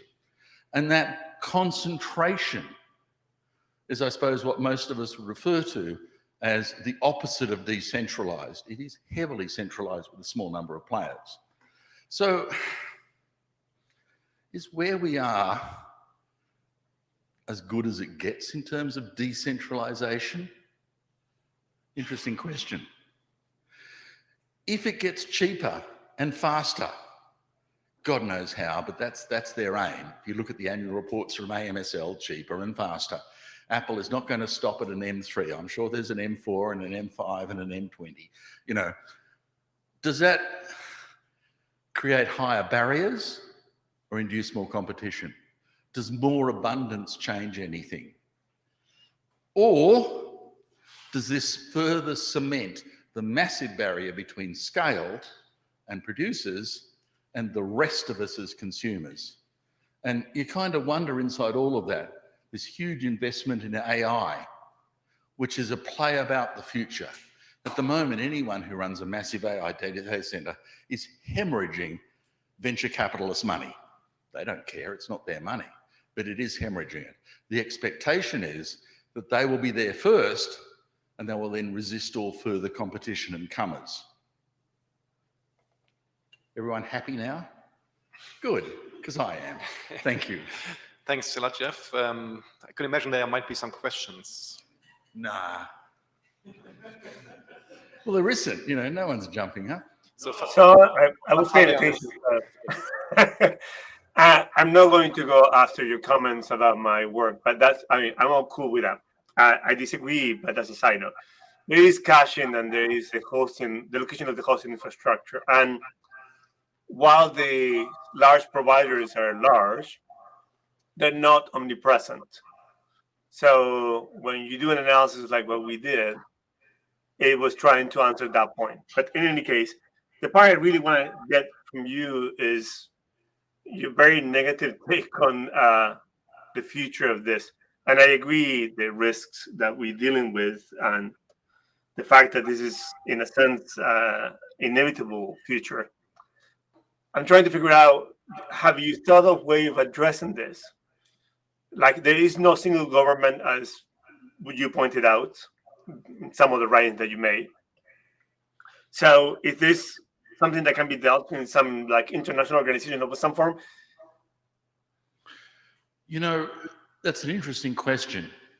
And I would actually say in the mechanics and the technology and the architectures of the network, that game is over. That game is over. It's never going to change. The economics of investment say so. No, but that I don't disagree with you on that. Let me finish, please. Of course, In terms of the parameters of the social equation, where you and I as citizens have some degree of rights and ability to express them, to communicate how we feel, to communicate with whomever we want, that's the bit that I think is actually up for grabs right now. It disturbs me greatly that search at the time was dominated by 92% of market share was Google, and folk quoted Google search as gospel truth. That's bad. What's even worse is that we're now putting AI bullshit to each other and quoting that as truth. And to my mind, that's a far, far worse evil for our society, a pernicious, degrading, ultimately destructive evil than search could ever be. Because as soon as we start believing that self-hypnotizing bullshit, as a society, we're not just doomed, it's all over. So that's the bit I worry about. Where your servers are, I really don't care. I don't think that's the game anymore. So yeah, I up it a bit. It's an issue of social power and the balance of society that we're actually fighting about here. I think if you live in a democratic country, you may be perhaps less concerned about this, but if you live in any other place of the world, where your content is traveling through, what country is traversing, it's not something that you can just say, well, you know, whatever, this life sucks, you know, get on with it. I think it's a little bit too, yeah, I guess, too harsh of an answer to say, like, just handle it and your problem. I don't know, but maybe the youth in me, who knows? Most of my content, 90%, because I watch video like the rest of you, travels 5 miles from the data center to my house, and you have the same issue. And increasingly, as the technology gets cheaper and the digital shopping malls get deployed across more and more of the world, everyone is 5 miles. Content doesn't travel. It travels everywhere all at the time. There's no deterministic path, but I think I've kind of flashed this to death, and there are other people in the queue. So thank you for your comment. Next question. Hi, Vittorio Bertola. And before coming to my question, I actually, on this point, I want to note that even in democratic countries like Europe, we really care now about where content is stored and where foreign companies and have access, and foreign agencies especially have access. So it's really a global discussion now. But I wanted to point out, well, I think I agree with most of you, almost everything you said. But I wanted to challenge one thing. When you said, I think it was a rhetorical one, that for consumers, this is great because it's cheap and available, and so, which which is partly true, but unfortunately, it's also the argument I hear all the time in Brussels by lobbyists of the big tech companies. So don't worry, because this, in the end, it's good for consumers because it's cheap, it's available, we gave technology for free to everyone. And by now, it's understood that it's not like that. Because in the end, yes, you get a service that is cheap and available, but maybe it's not the service you want. It comes with terms and conditions that you don't like. So, and there's a general sensation that maybe you want a service that maybe it's even not so cheap and not so available, but also at least as a choice, it comes with different strings attached and in different conditions. So I think this is really a point that we should not forget. Thank you. I think it was a song, wasn't it? You don't always get what you want, the Rolling Stones. The corollary in my mind is you get what you can afford. And in some ways, these choices are luxuries that if you can afford them, great. If you can't afford them, it's tough. Yeah. Quick service announcement. We are running a bit late, so please keep your questions short. Great talk as always, Jeff. It's always good to listen to you, and you've got great ideas. I'm going to take a little bit of contrarian stance here, is that it's maybe not quite as bad as you're painting. I do have concerns about the fact of all the centralization and monopolization, but we've seen this happen over the last 100 years or so in other sectors, railway industry. Long time ago, IBM was the dominant force in computing. Where are they now? Standard Oil was the dominant in the oil industry all those years ago. So maybe things might get broken up with an antitrust type suit mechanism if the governments can be minded to act, and maybe they don't. But what would be your answer to this solution? Or do we just have to all just sit down and suck up and accept the fact we all have to bow in subservience to our Google overlords? There are other evil monopolies too, as well. I just say, yeah. Google's reliance, 95%, on relatively conventional advertising, where the web is little more than a digital newspaper, and the ads are kind of out of content paste boxes in the same manner as the newspaper. You know, it wasn't inline threaded, almost seamless suggestion. It was, this is an ad. In the wonderful world of AI, that's not going to happen. And you kind of wonder, and it's one of these big challenges for Google right now, do they evolve the way they present ads to seamlessly intertwine them in the content you thought you were getting? Or do they try and keep the lines pure? If they try and keep the lines pure, I think they're going to die really quickly because we're not tolerant of that. But the more pernicious thing is then the message and the content go so hopelessly blurred, none of us have a clue what we're getting. And that's probably even worse. But maybe Google see this as their only way out. That's their only future option, because the current ad market has a use-by date of probably this year, maybe next year, with the onslaught of intelligent threading of ad and content and message. And how do you stop that? So I'm sorry, Jim, I'm like, there's no happy place in all this. I thought that, yep. Yeah, sorry.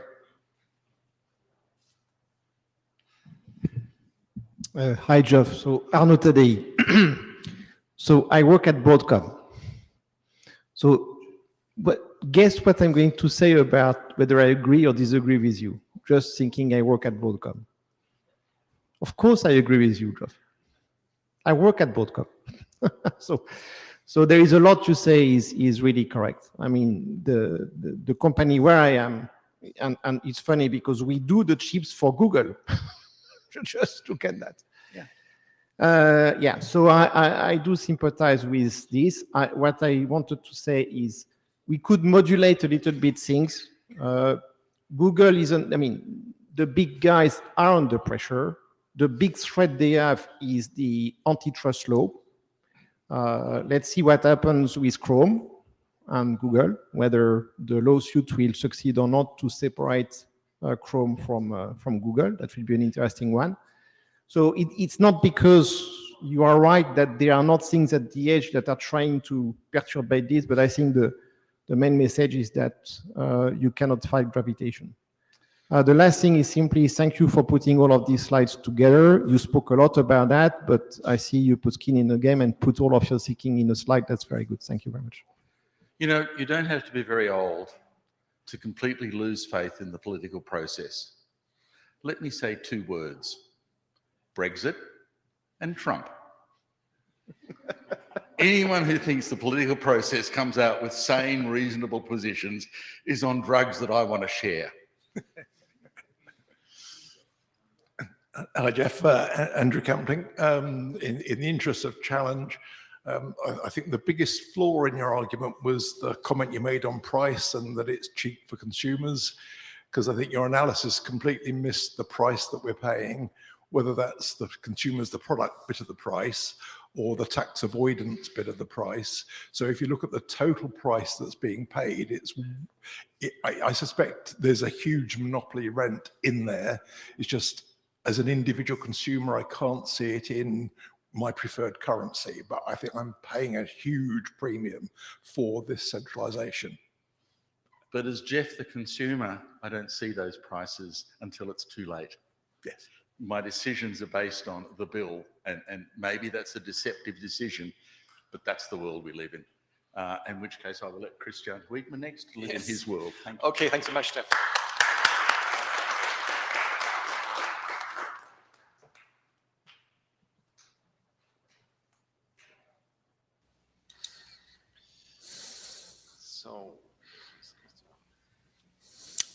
Okay, so next is Christian Hüdemer is presenting remotely. And Christian, you have control of the slides. Thank you.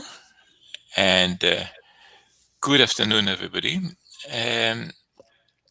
So I'm presenting here a little experiment that I've been trying to run of replacing the, or allowing the IETF meeting videos to be actually distributed in a decentralized fashion. So it all started months ago about, and when we realized that YouTube was changing its term of service. So if you all know, I mean, the videos of sessions like this one are all recorded and they are made available by the IETF. The purpose of the IETF is to make everything available for free so that everybody can participate in the standards, etc., etc. And in the early day, that was done using YouTube, because YouTube allowed you to put a lot of content on the internet and they didn't charge it, and it was convenient and it was free. And then, of course, it's never free. Of course, if you don't pay the piper, the piping stops. And the way to pay the piper with YouTube is to have a Google login. So if you don't have a Google login, if you don't log in, they will eventually control what you can look at. And on the other hand, if you do log in, what Google does, it puts cookies in your browsers and all that kind of machinery. And effectively, it follows you around, not just the site you were in, but every other site that Google has a footprint on. And I'm not terribly enthusiastic about that. Many people are even less enthusiastic than I am. And we say, okay, could we have an alternative? And so, as Geoff mentioned, there is limited competition on the internet. I mean, there are many ways, but basically, one of the ways to not use Google is to use, say, Cloudflare instead, which is kind of nice. It's nice that we have competition, but it's also not exactly wonderful, because what Google does today, Cloudflare will do in a couple of years. You can bet on that. So I was looking at that, and there was a discussion on Mastodon about the issue. People were putting up all kinds of opinions, and I say, hey, why don't we do something about it? And doing something about it would mean using another way of sending video and using a decentralized system, specifically using PeerTube. Now, I suppose that many people on this room are specialists of networks, and they are kind of aware of what PeerTube is. To summarize, it's an open source code that you can run on your website and allows the website to distribute videos, so that basically anybody can distribute videos from their servers. Well, there are other ways to do that, of course. The nice thing about PeerTube is that it's integrated with the ActivityPub environment. So, for example, it's visible from Mastodon and from other social networks like that. And it has, I mean, the guys who build PeerTube build all kinds of distributed support in it. You can split a website, split a video service between several servers. You can have some aggregation of multiple servers using Mastodon or using ActivityPub. You can they also did some kind of peer-to-peer technology, so if for some reason your video goes viral and 1 million people want to read it at the same time, you don't have to serve 1 million videos. You use some kind of relay on the peer, get it from a peer near you, etc., much like BitTorrent. And what I liked about that is not so much it's the code, but there is a lot of people maintaining it. I mean, it turns out that there are a lot of people who believe that we should have other infrastructures, and we should have infrastructure that we control, that are not controlled by the big platforms. And because of that, we get enthusiastic people who want to try the technology and want to test it. So after I started a big discussion on Mastodon, I very quickly had a couple of volunteers that say, hey, let's do an experiment. And we did an experiment. And the purpose of the experiment was to test that the technology actually worked and would support what we needed to do. And guys like Benjamin Sontag, who worked on PeerTube, and Pim van Velt, who work at ipng.ch, said, hey, what do you need exactly? We did two things. Well, first, we did can the software work? So we scraped a couple of videos from the IETF YouTube channel, and we put them on their server. And that's an example of a screenshot of an IETF recording going on there. It works, it's nice, you can read the transcript, you can navigate in the video, it's cool. And frankly, if we look at competing on features, it's something I'm not worried about, because given the number of volunteers we have, if a feature is missing, someone is going to add it. So we are good there. The other thing we did is that we did a scaling analysis. And the scaling analysis is pretty much a rejoinder of what Geoff was saying. That stuff is cheap. We don't need a very big server to even do something like serve all the IETF videos that have been produced for the last 20 years. It's entirely plausible. Because, I mean, the computers today are much bigger than the computers when I was young. So we don't have a technical barrier. We could do that. We could do it. There are, however, next steps. And the first step is that we need some support for the IETF. And the support is really in two ways. I mean, if you want to have a service like that, you need to provision the content. You need to have a good pipeline from the video is recorded to the video is available to people to watch it. And that means having events that says, hey, there is a new video there, having a way to get to a server, get a new video, get it on your server, get it processed for publication, all that. And we'll do it. So that has to be done in collaboration with the IETF tools team. And basically, we are working with the tools team on that. The last I heard is that we had to clarify some licensing issues, and we had to also find servers, but it's progressing. It's progressing the way the IETF progresses, which is kind of deliberative. The other thing we need the IETF support for is that the content is the IETF content. And when someone serves it, like if I go read an IETF video at ipng.ch, for example, how do I know that this is the right one, that it has not been doctored, that it has not been, that I can trust these guys, etc., that they have all the videos? And that turns out to be an issue of branding.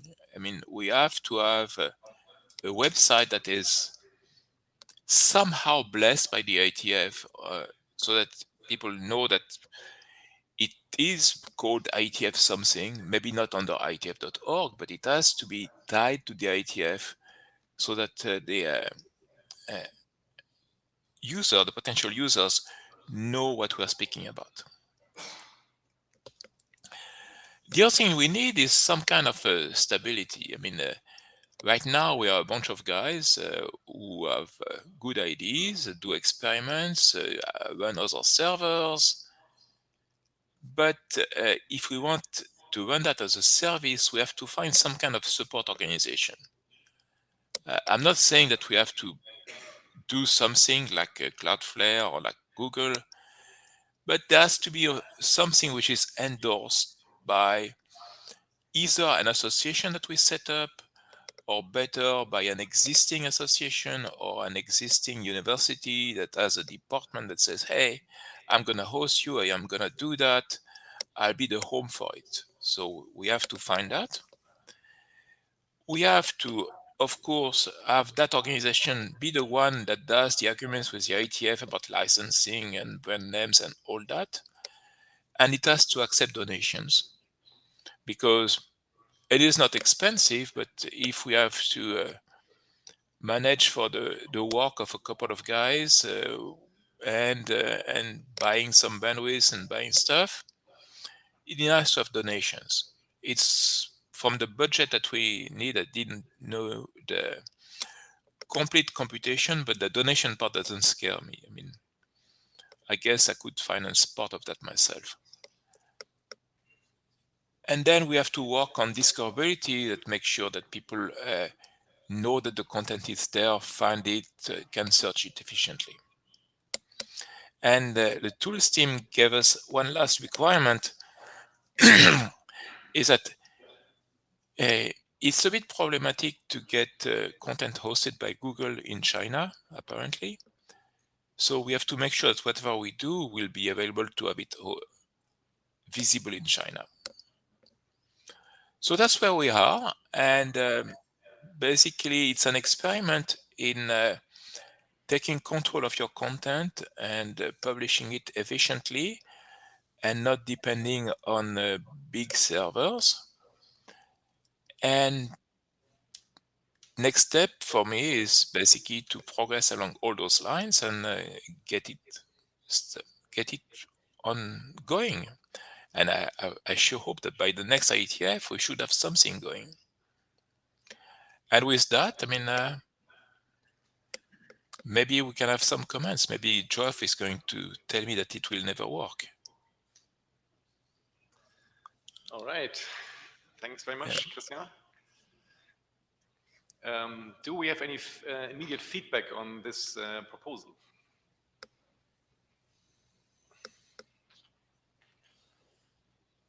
Okay, Rüdiger is coming up. Rüdiger Volk again. Well, congratulations to the chairs to arrange this program. In musical terms, I'm seeing counterpoint at work. Well, okay, not harmony at the same time, but well, okay. variations on a theme with kind of opposite opposite modality.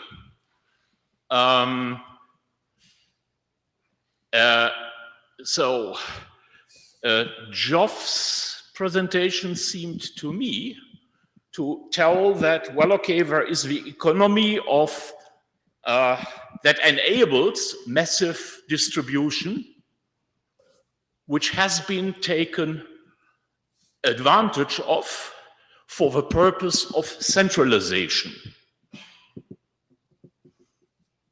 What our friend Christian is showing is that, well, okay, we could try to do something else, and kind of the question that remains to me, looking at potential threats to a proposal like Christian's, is that, well, kind of running that kind of distributed technical infrastructure and the organizational side on it too,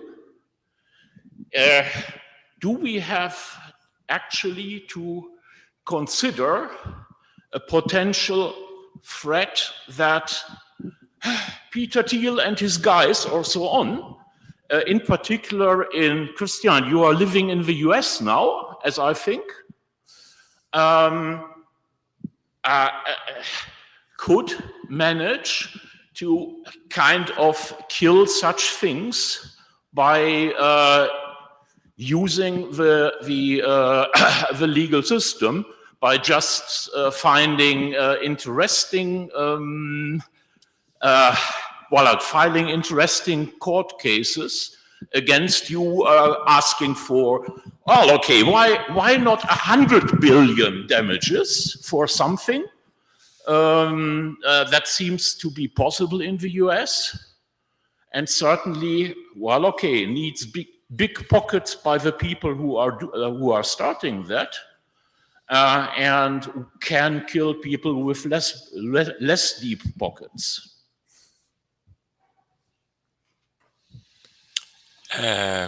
Okay, that's an hypothetical. I'm not too concerned about the hypothetical.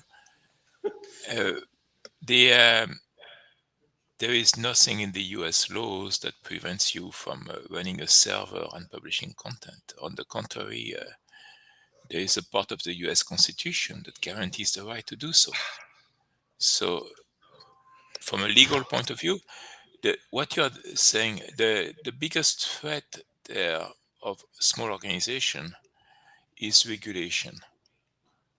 If you look at the way this works, and looking in particular at a recent effort by the EU, we have good intention in the EU of regulating content to make it safer or whatever, and that has an interesting side effect on small operators, is that regulation becomes a tool to enforce the statu quo, because the statu quo's providers have the budget to comply with regulation, and if the regulators don't pay attention, they will offer a way for those existing actors to squash the competition. We have actually seen that with efforts to regulate programming in Europe. So effort to regulate the software distribution and make the software providers liable for basically not paying enough attention to security and letting people be abused. These are known legal issues. It's way outside my little experiment. But the way it was done is that the open source guys participated in the writing of the regulation. They lobbied their European deputies or whatever, and make sure that there was enough clarity in the text of the regulation that it did not block open source non-profit efforts. I am not aware of, well, there is regulation on video distribution. If I was distributing photos of, say, French ladies on the beach, I would be a bit worried that we would have a bunch of interventions. But that's not what we are doing here. We are doing basically science and open source science. And I mean, I am not concerned that experiments like that will be thwarted by the legal process.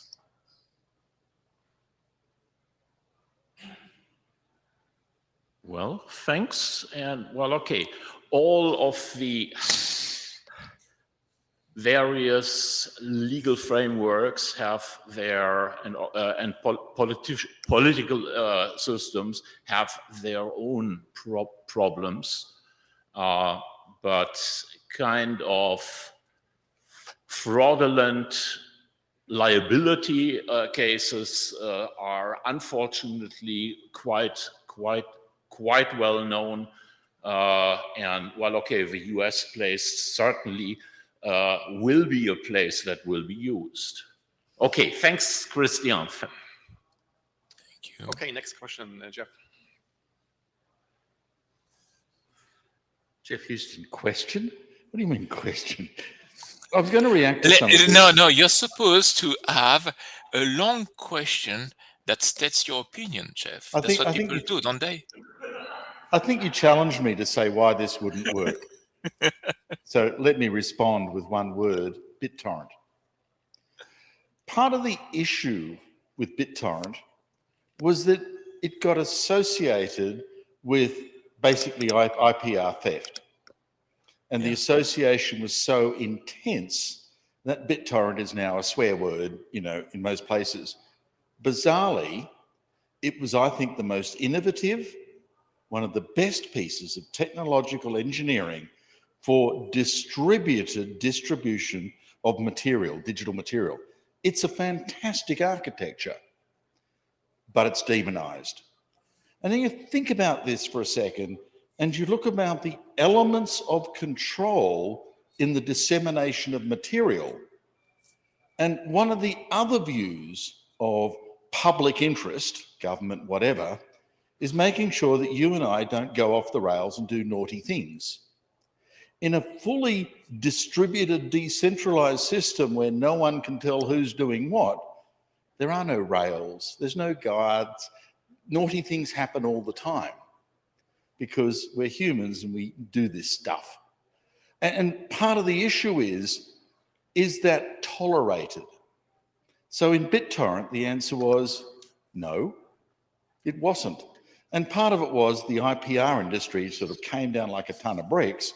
But at the same time, I think almost it wasn't even IPR, it was the lack of the ability to exercise some degree of control over the behavior of the system that caused its downfall. PeerTube is great. What if PeerTube disseminated all kinds of harmful, dangerous material, that it had no such thing as barriers to entry for vulnerable teenagers, that it was widely abused in terms of its content and material? How do you stop it? Because I think it's a social, right to say some stuff is bad. And there's tensions we live in, that the accepted outcome are mechanisms of control that are handed through centrality. Blame YouTube, blame Facebook, make it go away. And to some extent, moaning and groaning, oh, it's impossible, they realize that their social license depends on them actually responding. Whereas PeerTube, there's no one to talk to. Like BitTorrent, there's no control. That is incorrect. That is incorrect, Jeff. PeerTube is a piece of software.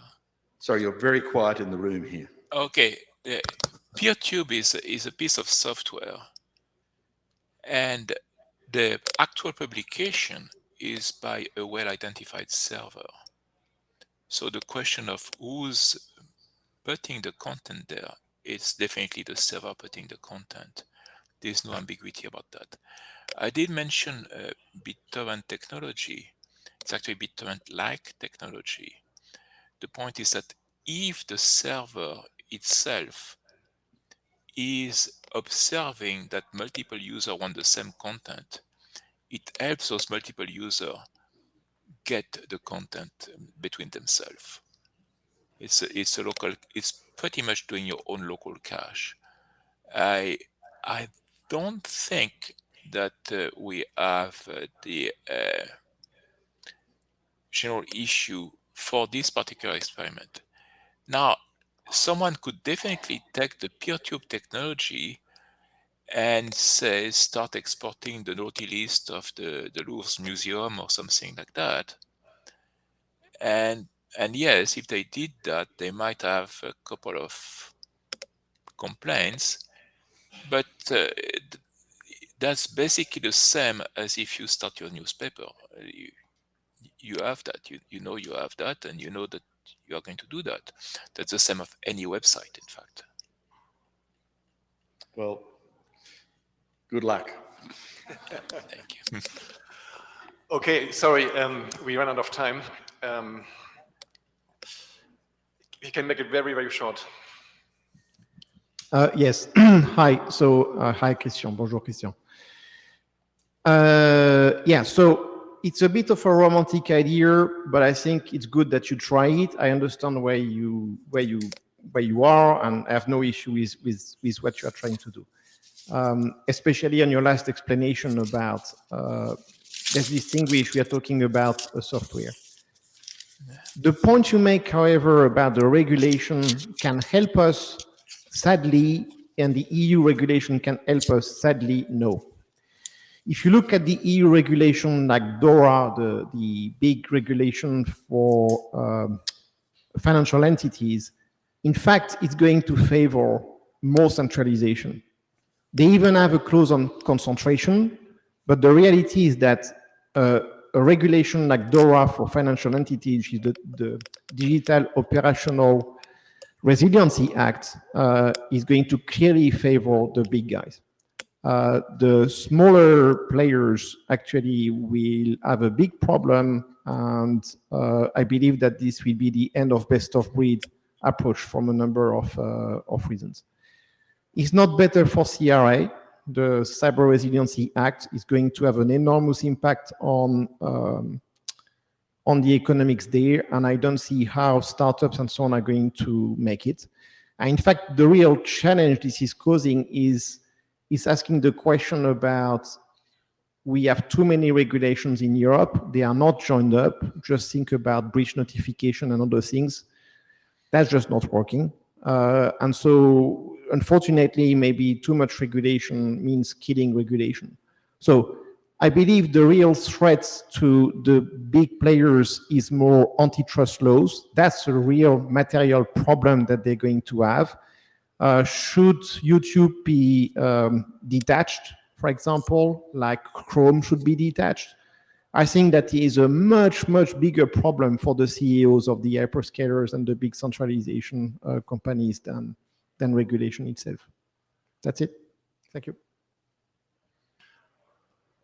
Okay, yeah. So as far as I understood, Christian, he was proposing this idea as an experiment. So of course, it interesting to see the outcome, and yeah, sure, there would be many challenges.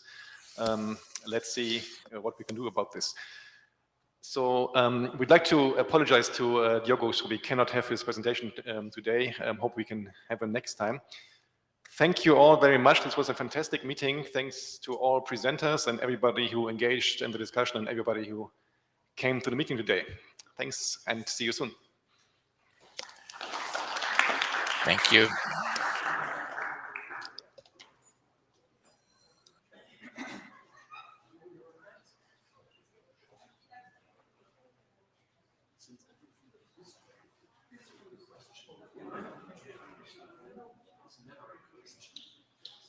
The question